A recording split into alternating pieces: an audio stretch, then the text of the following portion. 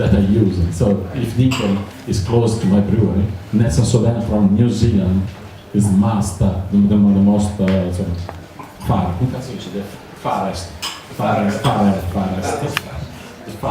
Okay.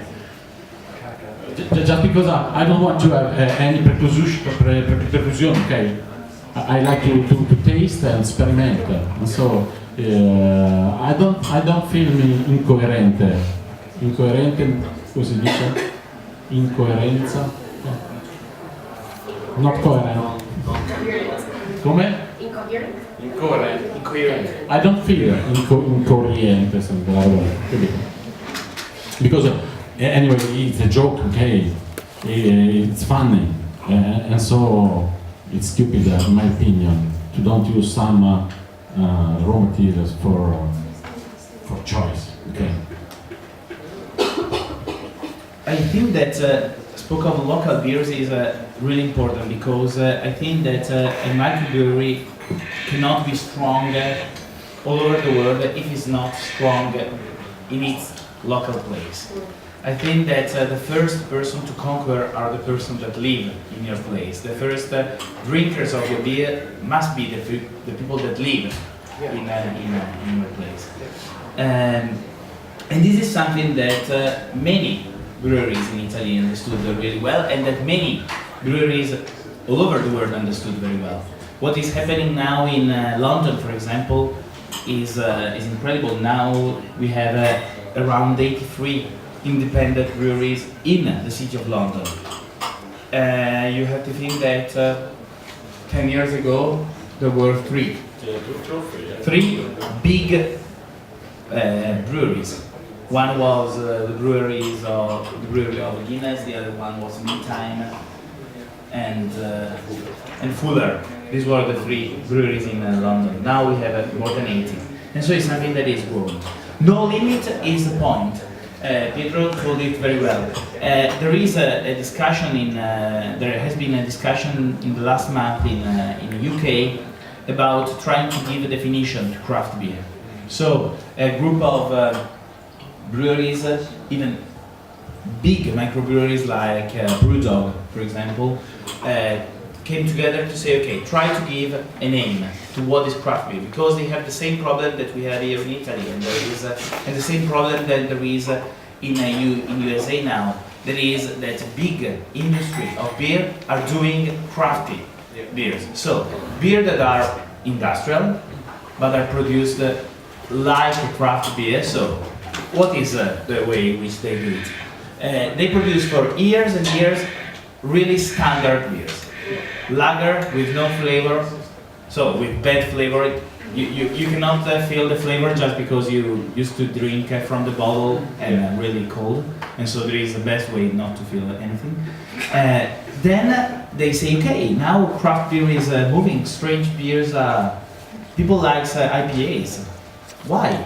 Probably in the marketing room they starting to ask themselves, why they like these really bitter beers? What is strange in these people? So and then 2 years ago, the CEO of Heineken US told something that was incredible. They said, we cannot fight with the strong increasing of craft beer in the US. If we go on like this, we are going to close. And it's incredible that the CEO of Heineken, so of one of the biggest group of beer in the world, say this about the US market. Think that US craft beer market is around 15% of the entire market of US. We are between 10 and 15. Yeah. Yes, we are very very smaller in Italy. And so what? 3%. 3% of that is not so bad. No. In 19 years. So what they started to do, the big industry, they do beers that are like craft beer. So they do an IPA, they do wheat beer, then they do something that are Belgian-like beer. Then, as in Italy, some breweries started to do, they do the beers with 4 hops, 7 hops, 8 hops, 10 hops, 12 hops, then when you can go to the brewery and you say, okay, which are these 12 hops that you could really say, we are changing hops very much. So last time we did with these 10 hops, now we are doing with these 10 hops, and so you don't know which are the 10 hops because the 10 hops are not in the beer. But this is the way in which they are promoting beers. One of the biggest group, one of the Italian label of Heineken, let's do the name, Moretti, produced these regionals, Italian beers, using extract of Italian fruits. And so you have these Sicilian beers that is like a Fanta with some beer in it. So it's something that you say, okay, we are fighting against all this, we are fighting to say identity, and then you try to destroy everything in this way. And this is one way in which big industry is trying to do something different. The other way is to buy craft breweries and to let them independent from a production point of view, because this is the subtle way in which they do it. Because they buy the craft beer, they say, okay, you can do whatever you want, but now we move your beers. So this is why we have to be much more. We have to pay a lot of attention now to what is in the glass. In USA, but very recently, Lagunitas, the 50%, so the half of Lagunitas was bought by Sabon Miller, Heineken and Sabon Miller, I don't remember.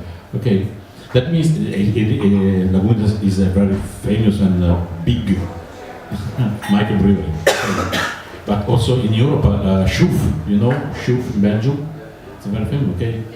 Some years ago, the same story, okay, was bought by a major brewery, and they need our creativity, our passion during invent beers and days, okay, experiment, okay, but they have money and the commercial power, okay, to sell all over the world for the merchandising, of course. So it's not. It is important for me to say, for example, that every my new cliente, customer or client, so everyone wants my glass, but I haven't. I don't give them for free my glass with the logo Caro Biolo, because for me are very expensive. Okay, but in the beer world, it's normal that a brewery give to the pub, okay, picture for the walls, a glass to drink, and vasoi, okay, to serve. Okay, it's quite normal, but they have different economy scale. Okay, I produce in 1 year what Heineken produce in 6 hours. I don't know. Okay, they have 2 different worlds, and it's very important to take this picture in your mind. Okay. The very distinctive part is what you have in your glass, but also what there is behind. And so I like to be here with 50, 40 people in Eugenio, because it's a way to show me, someone that can ask me something, okay? Because I'm a person, I'm a craft brewer, okay? I'm not a label, okay, or something abstract, okay? If you come in Monza, you can visit my dirty brewery. Okay. So, una cosa very important questa just one thing about the beer that is serving to you. We started with 2 real simple session beers. The first was wheat, the spelled beer. The second one was a summer IPA, something like that. Golden Ale. But you see, something very simple that people can like it for as they are. These second 2 beers that we're going to taste are something much more different. Are one of the reasons why craft breweries became so important and so famous all over the world, because of their creativity, because of their capacity of take risk. In this first case, this very strange beer that comes in your glass. Look at mine. That is a sun period that is in the glass. So something is happening. Is a present from Pietro that took a part of the beer that is maturing in a cask in its brewery, and he took this beer yesterday barrel, sorry, in a barrel in its brewery, and he brought here, so he's a little bit moved the beer with yeast and other ingredients that now Pietro is going to explain us why is so strange to see, and why is even so strange to smell. Question? Is it like a made, like a made stuff? Made. Made. No. No? More or less. There's fruit, okay, but not apple.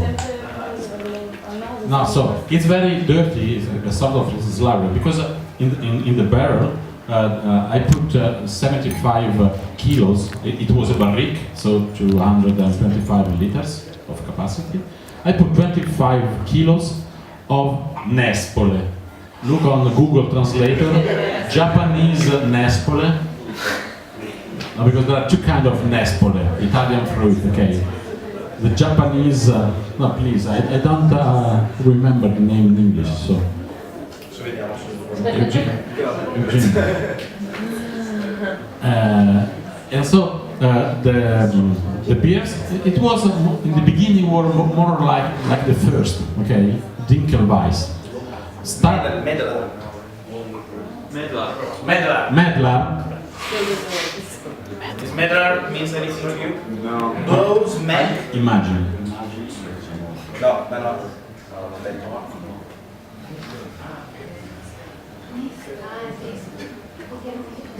So on Google, take Nespola, image, I will show you.